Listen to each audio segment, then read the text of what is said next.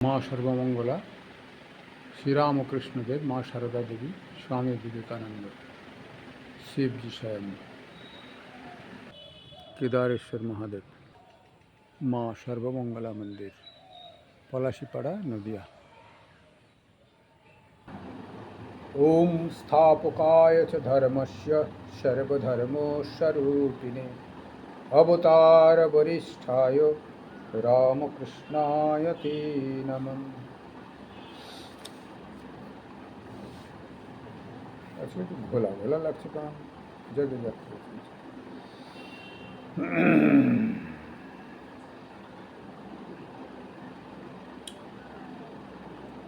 যে যেমনভাবে দর্শন করেন, অর্থাৎ যার যেমন মনের ভাব, যার যেমন মনের গতি, এই গল্পের কথা হবে আজকে। আজকে যারা এখানে উপস্থিত এবং ইউটিউবের মাধ্যমে যৎকিঞ্চিৎ যারা দর্শন করেন, সকলকে আমার অক্ষয় তৃতীয়া উপলক্ষে, গতকাল অক্ষয় তৃতীয়া গেছে, অক্ষয় তৃতীয়া উপলক্ষে শুভ আশীর্বাদ। কল্যাণমস্তু। প্রভু আপনাদের সকলকে দীর্ঘায়ু দিন এবং নিরোগ করার চেষ্টা করুন, এই প্রার্থনা।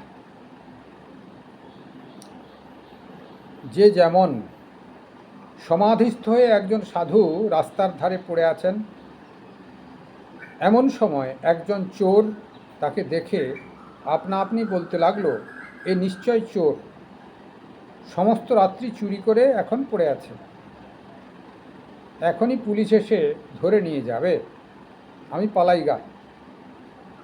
একজন মাতাল দেখে বলল, সমস্ত রাত্রির মদ টদ টেনে খানায় পড়ে আছে, আমি পড়চিনি বাবা।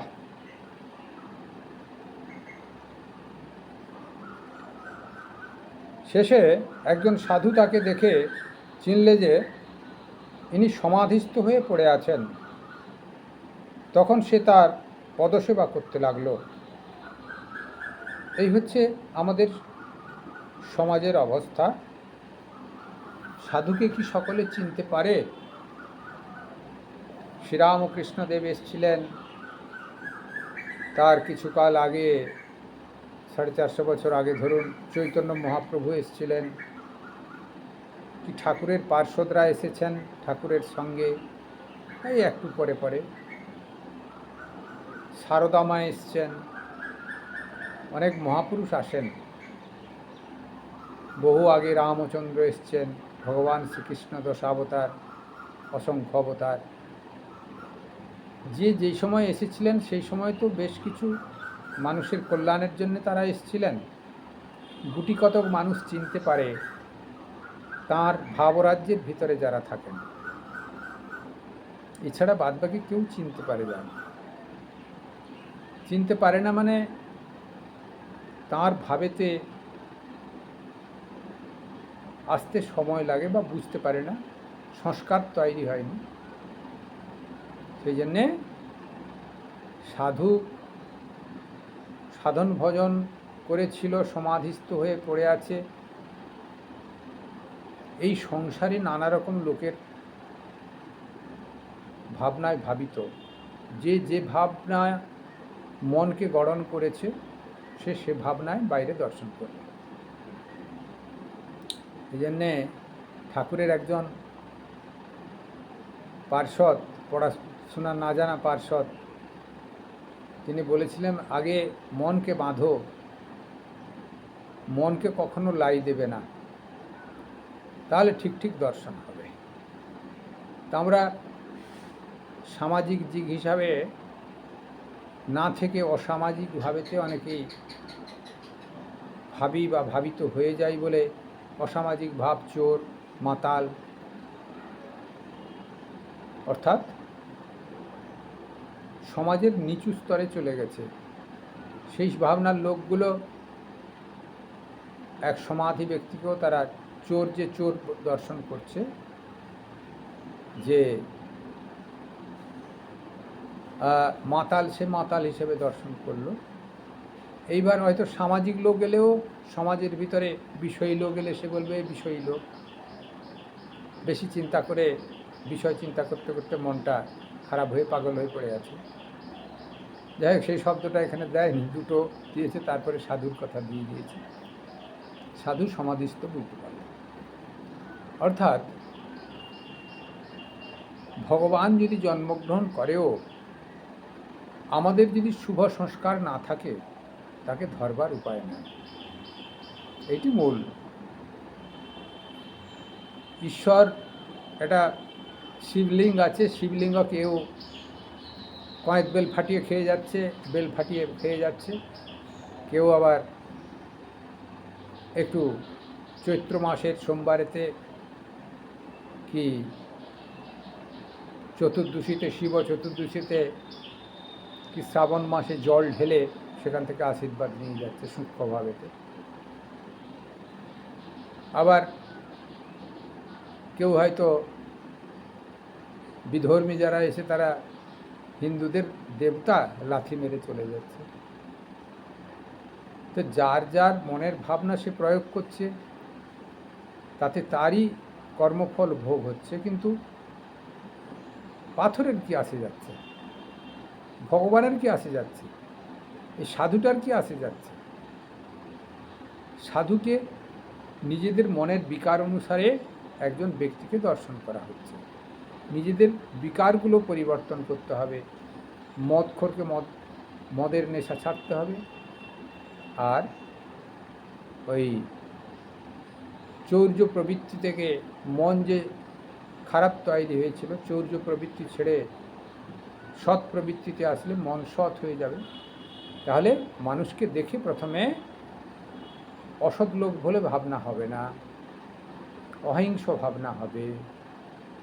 অর্থাৎ একটি মানুষ সৎ হলেও তাকে সাধারণ মানুষ তার নিজের মতো মনেতে যা প্রতিচ্ছবি গড়ন হয়ে আছে আগের থেকে সেইটুকু দর্শন করে।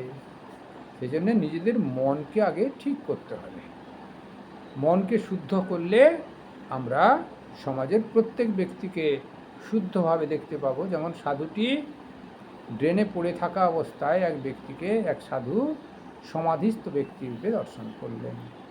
তা সেই জন্যে যারা ভালো মানুষ তাদেরও আমরা চিনতে পারবো না যদি আমাদের মন তৈরি না হয়। সেই জন্যে অশুভ শক্তির থেকে নিজেকে সরিয়ে নিয়ে এসে মন তৈরি করতে হবে।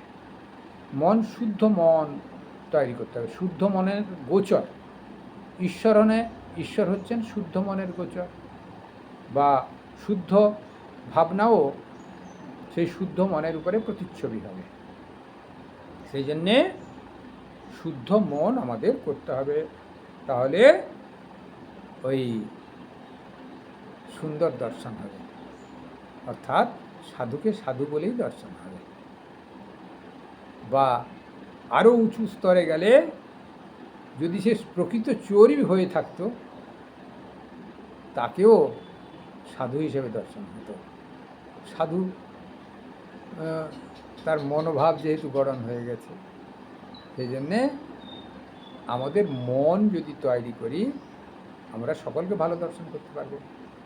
অর্থাৎ সমাজে কেউ খারাপ আছে ঠিকই, আমার কাছে যে খারাপ দর্শন হচ্ছে সেটা হবে না। সাধকের কাছে সবই অমৃতের সন্তান হয়ে যাবে। ভক্তের কাছে খারাপ দর্শন হয় না। সবার ঈশ্বরের প্রতীক জ্ঞান হবে তার ভিতরে। সবই জানে তার ইষ্টের প্রতীক, গুরুদেবের প্রতীক, গুরুর মাধ্যম দিয়ে ইষ্ট লাভ হয়েছে তার প্রতীক। গুরুর স্বভাব শিষ্যের ভিতরে পড়ে, ইষ্টের স্বভাব শিষ্যের ভিতরে পড়ে। আমরা ঠাকুরের পার্শ্বদের দেখেছি সাধন ভজন করতে করতে কোনো ভক্ত, গৃহস্থ ভক্ত শ্রীরামকৃষ্ণ দেবের যেন ভাবপ্রাপ্ত হয়েছিলেন। একটি দেওয়ালে একটি ছবি টাঙানো আছে, ধরুন কোনো ঘরে কোনো খারাপ ছবি টাঙানো আছে, আবার কারুর ঘরে একটু আদর্শ মহাপুরুষের কি শ্রীরামকৃষ্ণ দেবের ছবি টাঙানো আছে। দেখবেন যাদের ঘরে খারাপ ছবি একটা টাঙানো আছে তার ছেলেপুলেগুলো প্রায় সব খারাপ হয়ে গেছে। অসামাজিকতা নিয়ে চলন ফেলন করে, কারণ ছোটোবেলা থেকে ওই ছবি দর্শন করেছে, এটি তার ভিতরে স্বভাব পড়ে গেছে, স্প্রেড হয়ে গেছে, প্রভাব পড়েছে। আর শ্রীরামকৃষ্ণদেবের ছবি দেখতে দেখতে শ্রীরামকৃষ্ণদেবের ভাব তার ভিতরে প্রতিফলিত হয়েছে এবং ভালো মন্দ বিচার করে ভালোটাকেই সে গ্রহণ করবার চেষ্টা করে। সেই জন্যে আমাদের ওই ঘরেতেও শুদ্ধ ভাবের ছবি লাগানো উচিত। প্রথম ঘুম থেকে উঠেই যেন শুদ্ধ ভাবের লোকের ছবি দর্শন হয়, তাহলে সেই প্রভাব আমাদের ভিতরে পড়বে। তাহলে শিব দর্শন করুন, ইষ্ট দর্শন করুন, শুদ্ধ অশুদ্ধ কিছু দরকার নেই, নিজের ইষ্ট শ্রীরামকৃষ্ণদেব তার দর্শন করুন। কি শিবকে ভালো লাগে শিব, কি পার্বতীকে ভালো লাগে তার ছবি রাখুন, কি গণেশের তাই করুন। কিন্তু অসামাজিক ক্রিয়াকলাপে সংযুক্ত যেসব ব্যক্তি, ঠাকুর দৃষ্টান্ত দিয়েছিলেন কথামতে কুইনের ছবি, এসব ছবি রাখার দরকার নেই, রাজনৈতিক নেতার ছবি রাখার দরকার নেই। ভগবানের ছবি রাখবেন, তাতে তার ভক্তের ভিতরে ভগবানের প্রভাব পড়বে, মঙ্গলজনক আশাপ্রদ তার মন তৈরি হবে, ঈশ্বরমুখী মন হবে, অসামাজিকতা নষ্ট হয়ে যাবে, মন গড়ন হয়ে যাবে। এটি মূল কথা। পরে আরেকটি গল্প হোক, পরের গল্পটা একটু বড় আছে, একদিন হবে, পরের গল্প চলে যাবে।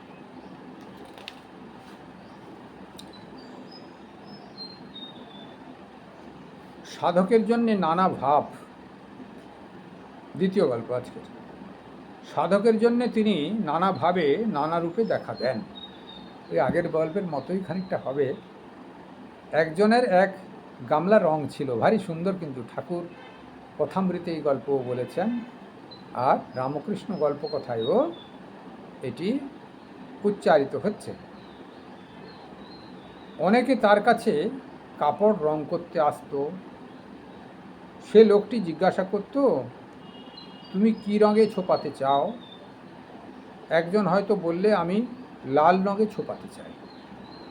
অমনি সেই লোকটি গামলার রঙে সেই কাপড়খানি ছুপিয়ে দিত, এই লও তোমার লাল রঙে ছোপানো কাপড়। আরেকজন হয়তো বললে, আমার হলদে রঙে ছোপানো চাই। অমনি সেই লোকটি সেই গামলার কাপড়খানি ডুবিয়ে বলতো, এই লও তোমার হলদে রঙের ছোপানো কাপড়। নীল রঙে ছোপাতে চাইলে আবার সেই একই গামলায় ডুবিয়ে সেই কথা বলতেন, এই লও তোমার নীল রঙের ছোপানো কাপড়। এই রকমের যে রঙে ছোপাতে চাইতো তার কাপড়, সেই রঙে সেই একই গামলা থেকে ছোপানো হতো। একজন লোক সেই আশ্চর্য ব্যাপার দেখছিল। যার গামলা, সে জিজ্ঞাসা করলে, এ কেমন হে, তোমার কি রঙে ছোপাতে হবে? তখন সে বললে, ভাই, তুমি যে রঙে রঙেছ আমায় সেই রং করে দাও। ভারী সুন্দর, খুব বুদ্ধিমানের লোক ছিলেন তিনি। আমাদের মনের বিকার অনুসারে আমরা ভগবানের কাছে প্রার্থনা করি, এইটি মূল কথা। কারুর টাকার দরকার, প্রার্থনা করে। ঠাকুর হয়তো বারণ করেননি, কিন্তু খুব বিষয় চিন্তা করতে বারণ করেছেন। টাকা পয়সার দরকার অনেক সময় সংসার পালনের জন্য একটু বলবেন বই কি মেয়েটার বিয়ে হচ্ছে না, একটু ঠাকুরকে বলতে হবে। নিজের ইষ্টের কাছে না বলবেন তো কার কাছে বলবেন? কি ব্যবসা চলছে না, হয়তো ব্যবসা চলছে না, নিজেদের দোষেই এটা হয়, শাস্ত্র বলছে, তাহলেও দোষগুণ ক্ষমা করে ভগবান আবার কৃপা দৃষ্টি করেন তার কাছে প্রার্থনা করলে। তা এগুলি হয়, সেই জন্যেতে কিন্তু খুব বেশি বিষয় ভাবনা ঠাকুরের কাছে বলতে নেই বা চাইতে নাই। সেই জন্যে বলছেন কি, আমাদের মনের যে গড়ন, বাসনা কামনা, বিষয়ী অভিমুখী মন সেইভাবে ভগবানের কাছে প্রার্থনা করে। কেউ কালী মন্দিরে গিয়ে জোড়া পাঁঠা বলে দিব আমার চাকরিটা হয়ে যাক গো, এরকম ধরনের নানা রকম সব প্রার্থনা করে। তা সে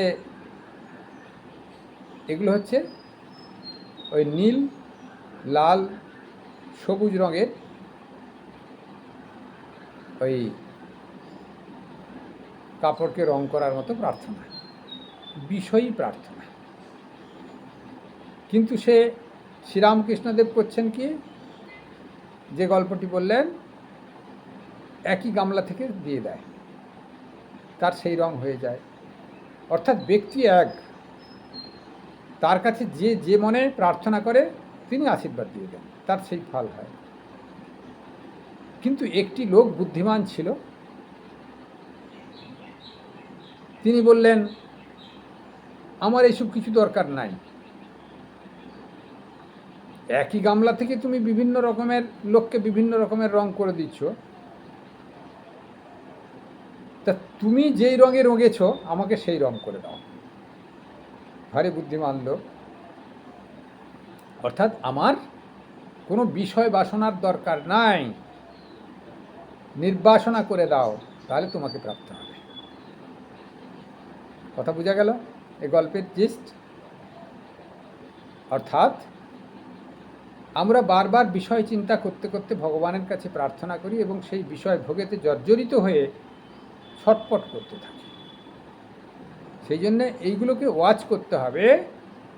এই সমাজেতে বিষয় বাসনাতে, ঠাকুরের কাছে বিষয় বাসনা প্রার্থনা করে মানুষ জর্জরিত হয়ে গেছে।